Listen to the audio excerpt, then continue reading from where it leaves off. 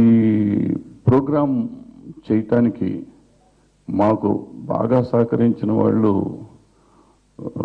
నందిని రెడ్డి, అలాగే దామోదర్ ప్రసాద్ ప్రొడ్యూసర్ గారు and all the managers, ఒక డజన్ మంది మేనేజర్లు, నాకు పేర్లు కరెక్ట్గా తెలియదు, సాంబశివరావు పని చేస్తే ఇది అద్భుతమైన ప్రోగ్రాం అయింది.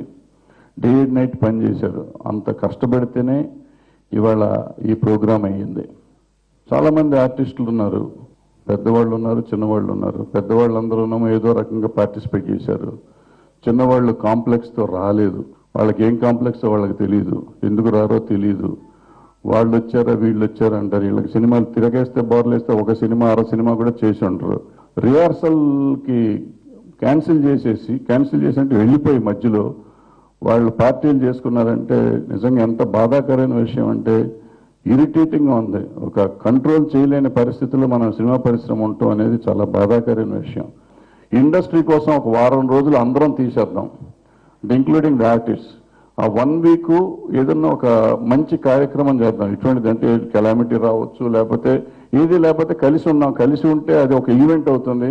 ఆ ఈవెంట్ అయితే ఆ ఈవెంట్ మీద వచ్చిన డబ్బుని ఎవరికో ఒకరికి ఇవ్వచ్చు. ఇటువంటి ఫండ్స్ ఇవ్వచ్చు, లేదంటే మన అసోసియేషన్స్కి ఇవ్వచ్చు, లేకపోతే మన దగ్గర బాధపడే, ఎందుకంటే సినిమా ఇండస్ట్రీ ఏది గ్యారంటీది కాదు. చాలామంది గొప్ప వాళ్ళు అనుకున్న వాళ్ళు ఒక స్టేజ్ వచ్చినాక చాలా బాధాకరమైన పరిస్థితిలో ఉంటున్నారు.